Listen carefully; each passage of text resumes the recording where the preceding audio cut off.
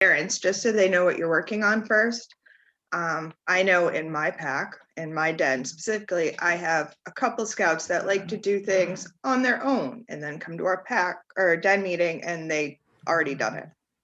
So if you provide them with a list or an agenda of what you plan to do, even for each meeting, a general synopsis, that way they know what to work on, possibly at home if they choose to do so. Parts when you get to the den meeting are the Cub Scout gathering activity. Den chiefs are amazing. I have amazing den chiefs. They come with games and different activities to do, so you can set up. The opening, scout, oath law, uniform, inspection, if you do choose to do that. Have an activity. Try pre-planning is the best way to do them. Talk time and closing.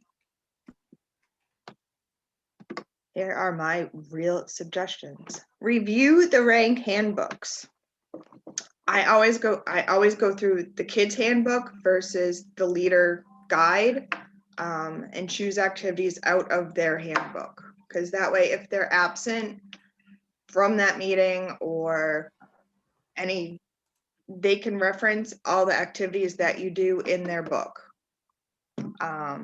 Because early on, Tiger Leader, I used to go through that leader guide and it didn't match up, and then trying to explain to a parent what we did or in a specific activity, it became difficult. So if it's in their handbook, they all have the handbook, it makes it a little bit easier. And I just told you all this. Leader guide, the leader guides are available for each rank. Use those for additional meeting ideas, but not necessarily for your main meeting. Keep them entertained. It's gonna be a short presentation, guys. Keep them entertained. You have about a 20 to 30-minute window to keep those scouts' attention. Sometimes they need downtime. You got to mix it up because they're going to be there. So if you spend, say, do the opening, you do your flags, you do a memory kind of game with the oath and the law. We do them on popsicle sticks and we see who can do it the fastest. But mix it up. They like the hands-on activities. There's only so much you can talk at them about. They're going to get bored. They do get bored. And that's when they start talking over you and fidgeting and everything. Play a game. Have them design a game with the things that you've already used in your meeting. Or use the skills that you've tried to help them learn during that meeting. Have them share something about their day, not related to scouts. We do it, it works. It makes the meeting theirs. It's not just you sitting there talking at them. It keeps them engaged and entertained. Adapt. Who has had a den meeting where nothing goes right? I've had them. Coding, not a good choice. No. Not everything will go perfectly, so you have to adapt. It shows them when stuff does not work, it shows them that not everything's perfect. We make mistakes, but you can use it as a problem-solving activity when it doesn't work and ask them, how can we change the activity? What will make it work? And then they can try it. Please hold. Shoot. Okay.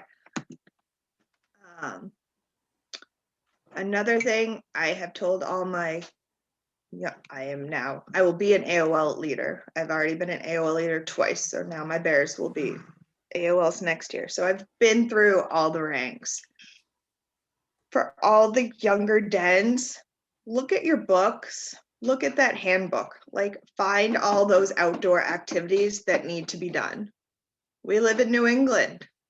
This is very important to find the outdoor activities. You need to try to figure out how to get them done, say in September, October, and beginning of November. Because the one foot hike, that Brian was talking about, it's hard to do in the snow. Because when I was at Tiger Leader, they had to do something like that years ago. And I waited because nobody told me about all the outdoor stuff. And we waited and waited, and it got to like April, and we owed it after Blue and Gold because it snowed that whole summer. There was no grass. So, and it gets stressful once you get closer and closer to the Blue and Gold. Snowmen. Ways to complete outdoor activities. I know with my pack and my den, because we've had Tripoli and we've had COVID, so we had to try to figure out what can we do. We've always had a family camp out, and right at the beginning of the Scout, it used to be like this fun day and we just hang out and stuff, but we found out that goes back to all those outdoor activities that people still were having trouble with those outdoor activities. So for the family camp out, we would break out into the dens and we try to knock off as much as we could, having their attention there along with a hike. And we'd get them done because you have their attention and you're outdoors. So you're not inside at your normal den meeting, get a little bit more attention because they're not cooped up. Changing scenery also helps for den meetings. This is just a couple things. Our camp out last September that we did, so it was in COVID, but that's all we did.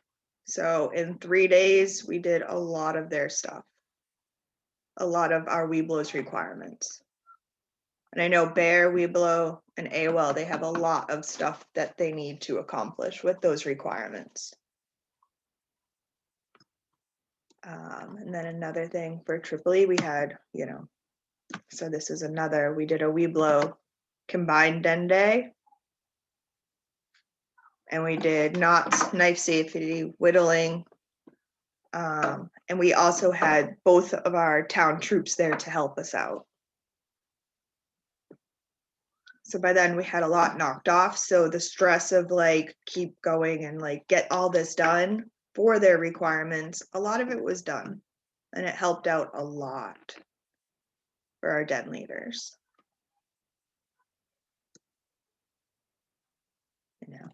Go on to the next one. Give scouts choices. So I found this helped this year a lot. Obviously, we have to do the required electives, but for the elective adventures, I asked them what they wanted to do. There's the woodworking for bears, and there's 2 different projects. And I asked my den leader if there's anything that he would add to the presentation. He said, give him choices. There's 2 wood projects bear year. He's like, well, I gave him the choice. We can do one or both during a den meeting, or they could take one home to do it and one at the den meeting. He's like, by letting them have the choice, it gave them ownership of that project and that requirement, which goes with a lot of the projects that you can do.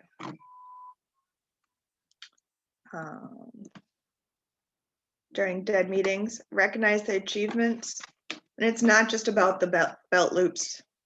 And we've been giving them their recognition at the den meetings as they finish them. But you got to recognize and praise them for the little things they do too, to build them up so they'll be the leaders that we want them to be.